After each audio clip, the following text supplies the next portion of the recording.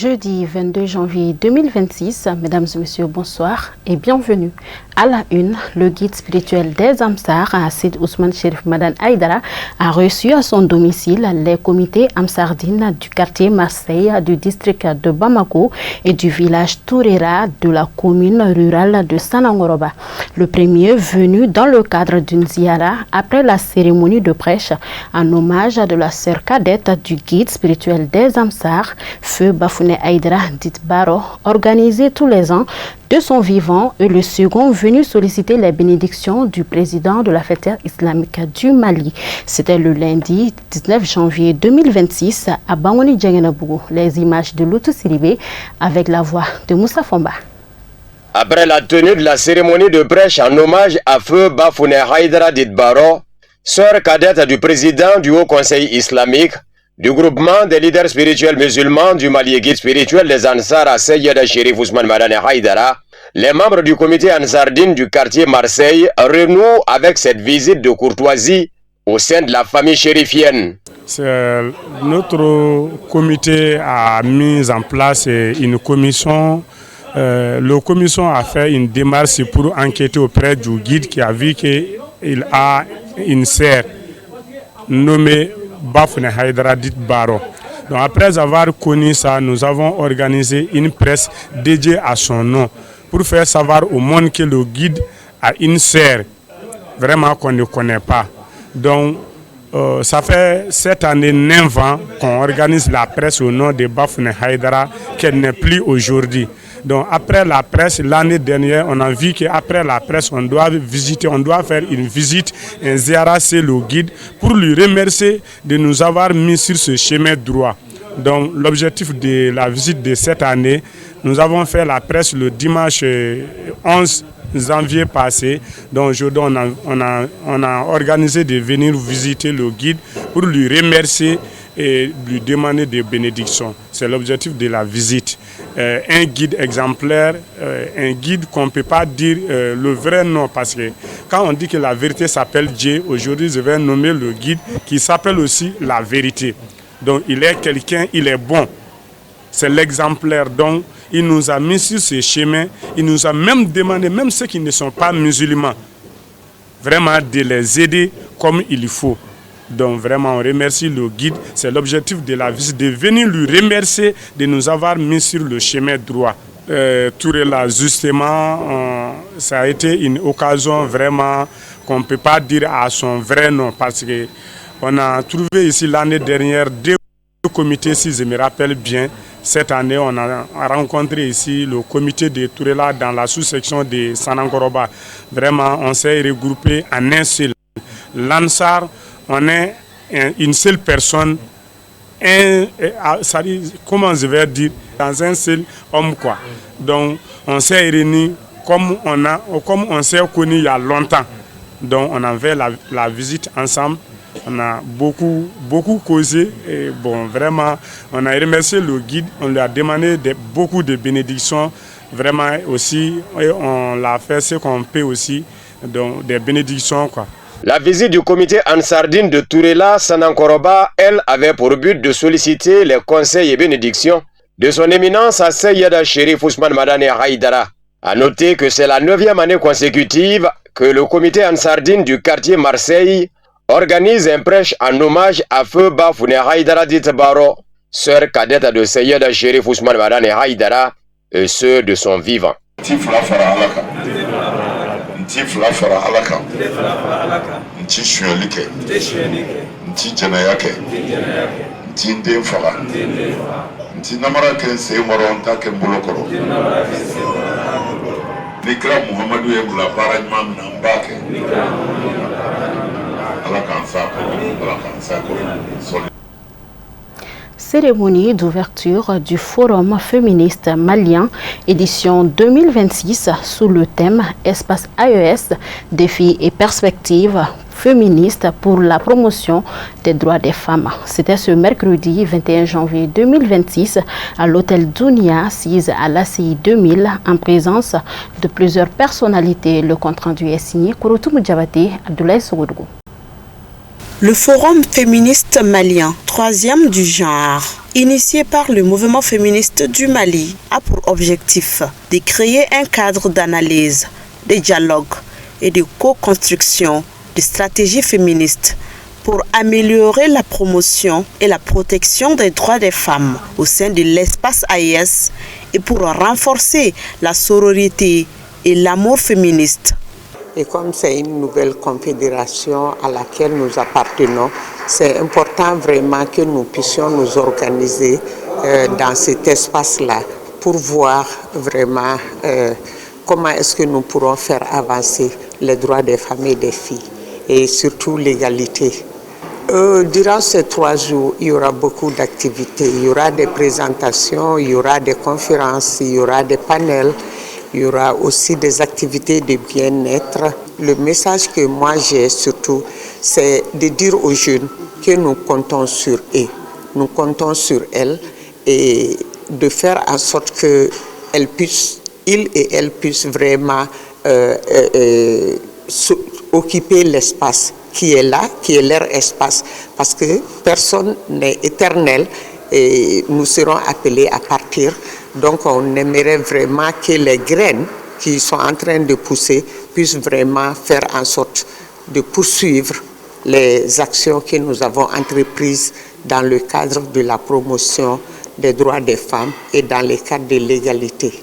Occasion pour les participantes d'exprimer leurs impressions pour la tenue de ce forum avant de formuler leurs attentes au cours de ces 3 jours. Moi, mes attentes par rapport à ce forum, c'est de pouvoir échanger avec les autres participantes qui sont parmi nous et pouvoir bénéficier de leur expérience et leur expertise pour pouvoir faire ce qu'eux ils font à leur niveau, essayer de dupliquer ça à mon niveau à travers mon association et à travers toutes les autres organisations. L'appel à lancer à l'endroit des femmes, c'est toujours d'être positive et de garder notre dignité. Pour ce forum, ce qui m'a beaucoup impressionné aujourd'hui, j'ai vu des jeunes engagés dans les mouvements féministes, ce qui prouve qu'on est en train de préparer une pépinière qui va nous remplacer.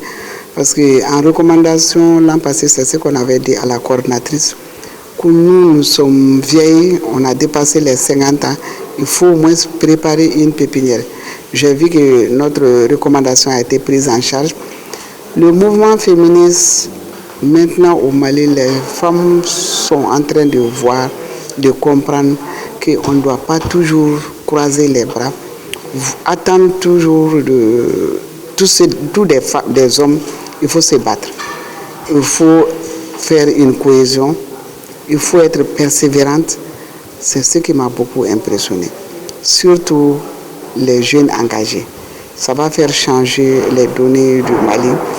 Et puis surtout, la coordinatrice vient de nous annoncer aussi que dans le cadre de l'espace AES, les femmes du Niger, du Burkina seront avec nous. On va échanger ensemble. Et puis on aura un point commun.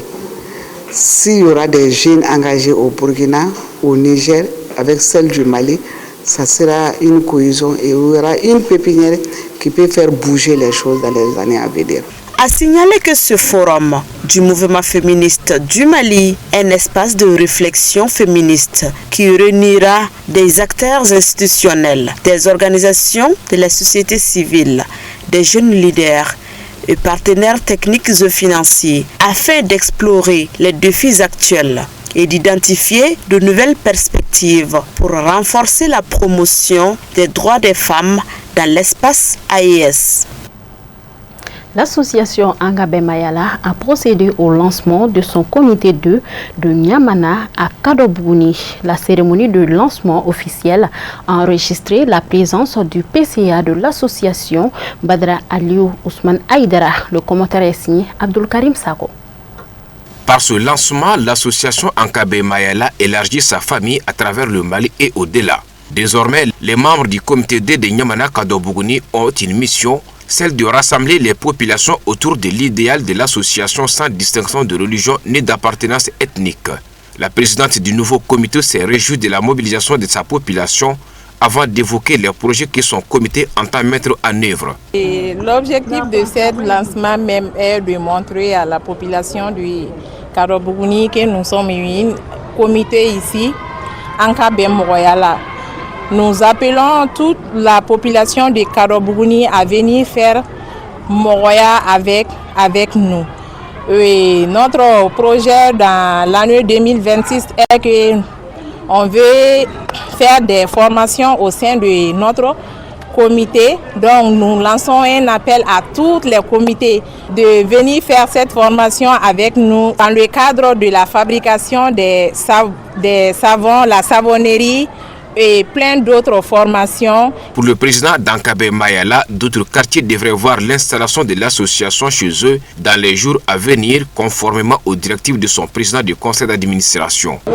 Comme tous les autres quartiers, comme tous les autres comités, nous avons initié ce lancement-là, à travers lequel le comité sera, non seulement, le comité fera la prise de contact avec les autorités locales, et religieuses et traditionnelles. Donc c'est le tour de Nyamana Comité D. Nous saluons la présidente et son équipe pour la mise en place de ces bureaux. Et dire merci aussi à la population de Nyamana D. Et nous confions notre comité D à tous les quartiers de Nyamana D. Voilà, donc Ankabé Mayala, c'est uniquement pour le vivre ensemble, la cohésion sociale, sans discrimination. C'est ça l'objectif de notre association, c'est ça les idéaux d'Aliou Ousmane Haïdara. La cérémonie de lancement officiel s'est achevée par des bénédictions. Volet santé à l'occasion de l'anniversaire d'Imam Husseini, Mme Haïdara Nassou Traoré et son staff ont organisé une cérémonie marquant le lancement d'une journée de consultation médicale gratuite ainsi que de la distribution de médicaments gratuits. L'événement s'est tenu ce mardi 20 janvier 2026 au centre de santé Chérifla, 6 à Bangouni Djengenabougou en commune 1 du district de Bamako. Le compte rendu est signé Awa Djawate Abdoulaye Diara.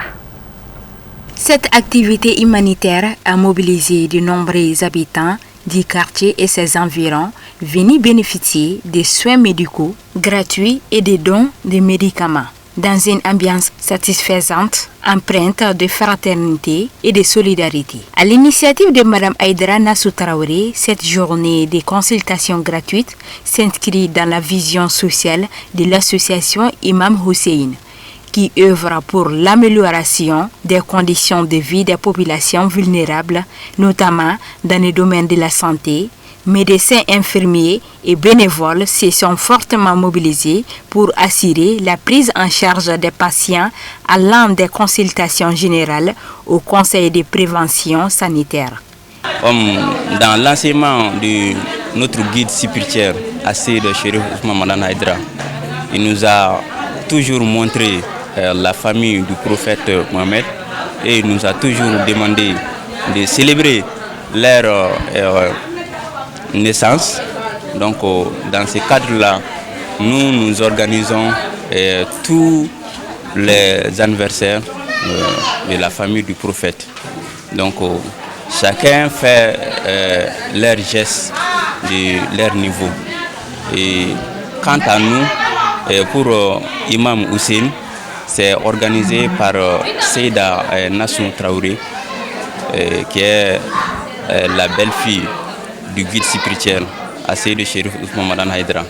C'est elle qui organise la naissance de Seydina Husseini. Et Rabaïna est organisé par Seyda Aïcha Koulibaly aussi. C'est notre maman, c'est elle qui organise ça aussi. Donc nous sommes là vraiment dans le cadre de célébration de l'anniversaire de l'imam Husseini.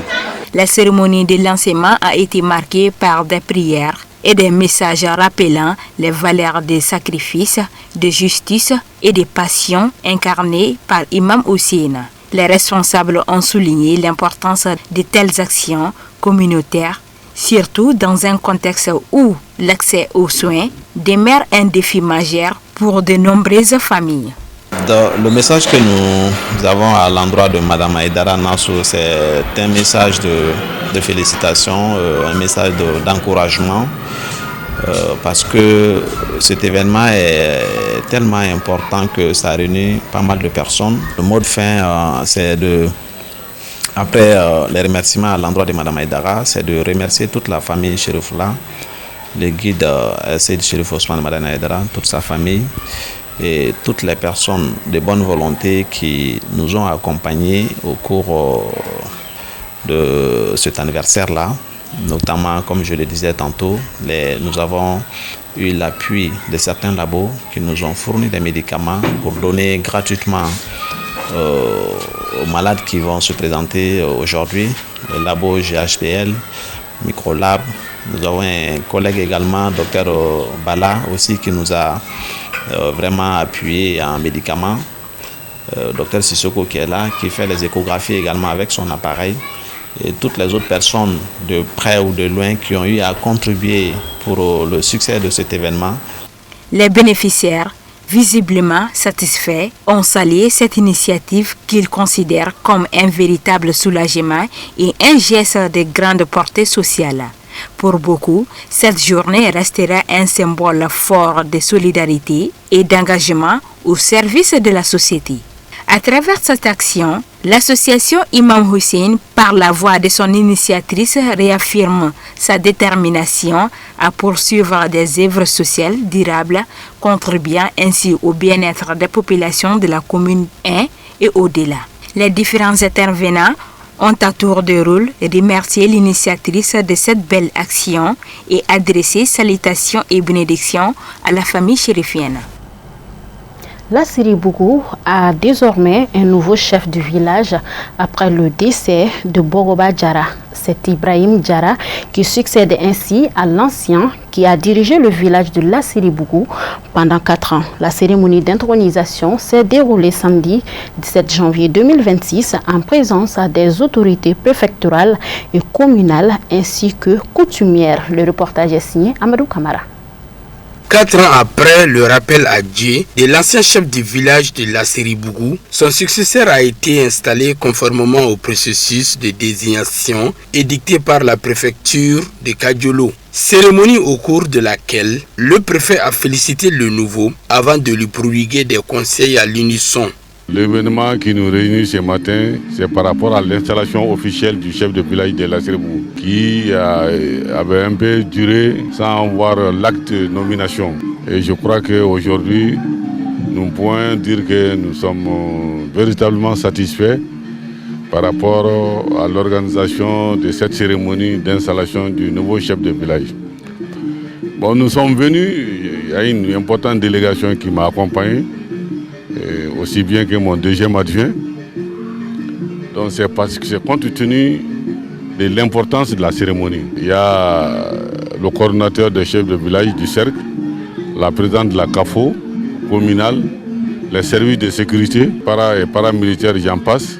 En tout cas, nous sommes venus pour témoigner notre adhésion à la chose. Au cours de ça, lors de mon intervention, j'ai prodigué des conseils au nouveau chef de village. J'ai un peu étayé du moins le processus de désignation que chacun de vous a entendu.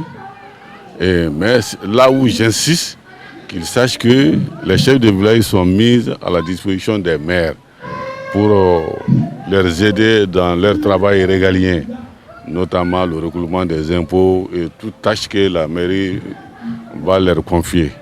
À cela aussi, j'ai dit que les chefs de village ont 2 chapeaux. Le chapeau chef de village traditionnel et le chapeau, une fois qu'il est nommé, tu deviens agent de l'État. Donc ils ont aussi cette compétence de suivre l'exécution des lois et règlements du pays dans le village. Ça c'est de leur ressort. Et c'est des conseils que j'ai eu à leur prodiguer. Il faut qu'ils agissent dans cette conduite-là. Là, ça va faire en sorte qu'il y aura la collaboration entre la chefferie, la mairie et la sous-préfecture. Quant au maire de la commune rurale de Fourou, il a formulé des bénédictions à l'endroit du nouveau chef du village, tout en se réjouissant de la présence du préfet et sa délégation. Et on a été invité ici à La Siri Bougou pour l'installation du chef de village traditionnel de Lassiri Bougou. Donc on est venu avec les autorités administratives du cercle de Kadiolo, le préfet et toute sa délégation pour cette mise en place. Et j'ai été très content parce que le préfet a dit comment un chef de village est élu et qu'est-ce qu'il doit faire et comment il doit être avec sa population. La jeunesse a parlé et les ressortissants de ces villages-là autour à Bamako ont également annoncé leurs regrets. Et je pense que le préfet a donné une très bonne réponse. Et le problème des dragues, l'exemple qu'il a cité, quand il était à la Mecque, c'était une mission pour le compromettre. Cela a échoué. Et également les 6 dragues dont il a parlé, qu'on avait brûlés, c'était pour que moi j'aille en prison. Mais c'était tout à fait le contraire. Je n'étais même pas là, après avoir ordonné. Donc, dans la légalité, le village ne peut pas brûler une drague. Le maire ne peut pas brûler une drague. Rappelons que la cérémonie d'intronisation a été réussie par la présence des autorités préfectorales et communales du cercle de Kadiolo. L'un des temps forts a été l'installation officielle du nouveau chef de village de Lassiri Bougou, en la personne de M. Brahima Diarra, suivi de la manifestation folklorique. Nous partons en Côte d'Ivoire. Le mercredi 21 janvier 2026, Iba Aïdara a été accueilli à Gonaté en Côte d'Ivoire dans le cadre de son séjour de prêche organisé par les Amsars de la dite localité. Les détails dans ce commentaire avec Abdul Karim Sako. Le fils du guide spirituel des Ansars, Iba Aïdara, était vivement attendu à Gonaté à l'instar de toutes les étapes par où il est passé. Les populations de Gonaté n'ont ménagé aucun effort pour l'accueillir chaleureusement avec tous les honneurs. Ibrahim Haïdara, plus connu sous le sobriquet DGP, s'est rendu respectivement chez les notabilités et certains imams pour des salutations d'usage. La nuit tombée, Iba Haïdara a animé un prêche axé essentiellement sur la frange juvénile qui constitue la force motrice de tout pays aspirant à un avenir meilleur. À en croire les responsables Ansar de la localité, son passage à Gonaté aurait galvanisé les jeunes sortis massivement pour l'écouter. Vraiment, DGP a été accueilli chaleureusement à Gonaté et mobilisé par la jeunesse de Gonaté. Et nous avons été sur les chefs coutumiers pour des bénédictions, en même temps sur les imams et même des opérateurs économiques qui sont prêts pour mobiliser pour l'arrivée de Iba. Sans oublier même certains responsables qui attendaient l'arrivée du guide. Vraiment, c'est les imams. Donc, ce que je peux dire, la jeunesse se sont levés pour mobiliser, pour accueillir l'arrivée du guide spirituel, Chérif Ousmane et Ibrahim Haïdara du DGP. Ce que je trouve, ça me dépasse parce que la jeunesse de Gonaté, il y a des gens même vraiment, quand tu regardes le full, c'est étonnant. Il y a certaines même que nous-mêmes, on ne s'attendait pas à les voir même, mais ils sont tous même présents. Donc nous pouvons dire que DGP, l'arrivée de DGP à Gonaté même, vraiment marque une histoire à Gonaté. Iba même, c'est presque même, on va à l'endroit même de ce que nous constatons sur la jeunesse. Donc la jeunesse est là, c'est l'occasion même de toute la jeunesse de Gonaté et d'avoir la clé du paradis. Parce que vraiment à ce côté je remercie parce que sur tous ceux qui vont apprêter les 6 serments, nous allons mener un effort pour les attirer envers nous.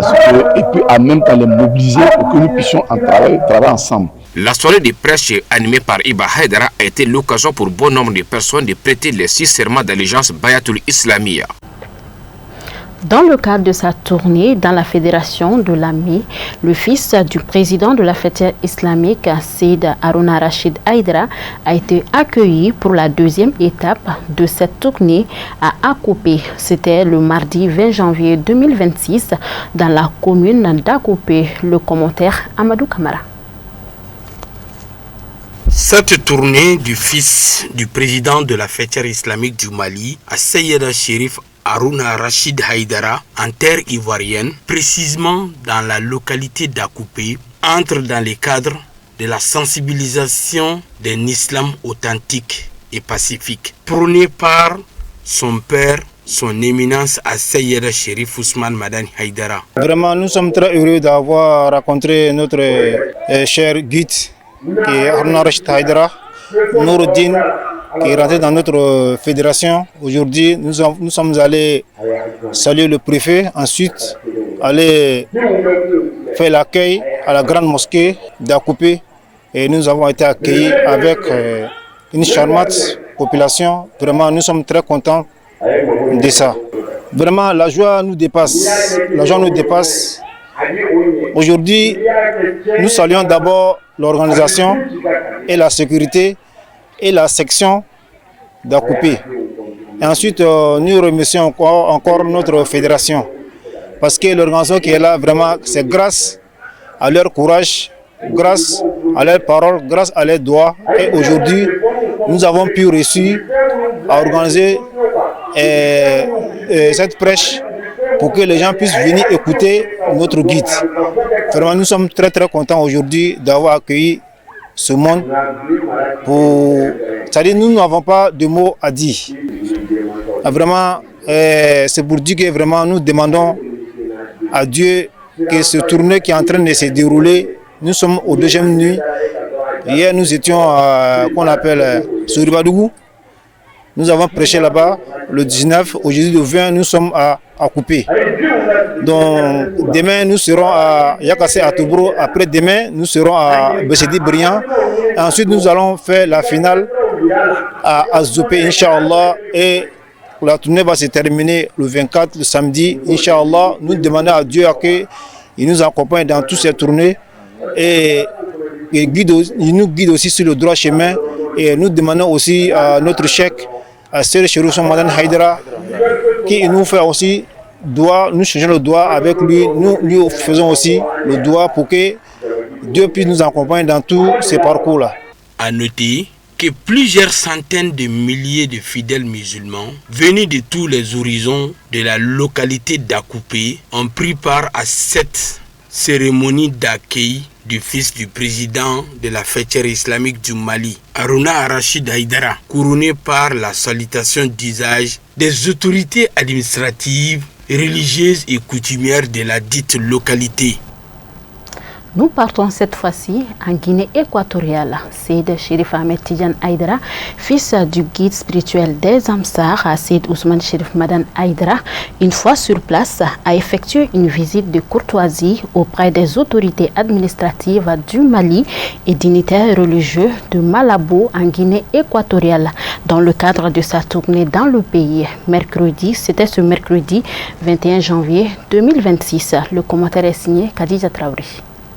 Cette visite, ancrée dans la tradition de la noble famille chérifienne, vise à promouvoir les valeurs de l'islam et à renforcer les liens entre les différentes communautés. Lors de cette visite, Seydi Chérif Ahmed Tidiane Haïdara a rencontré l'ambassadeur du Mali en Guinée équatoriale, entouré de son cabinet, avec qui il a évoqué les raisons de sa présence dans le pays, notamment celle de promouvoir un islam pacifique et tolérant. Le diplomate d'exprimer sa gratitude quant à cette démarche de solliciter ses bénédictions et l'assurer sa disponibilité tout au long de son séjour. Une démarche du fils du président de la fêtière islamique du Mali, dit-il, qui contribue à renforcer les liens entre les communautés musulmanes de la sous-région. Nous sommes très contents de cette visite qui nous honore.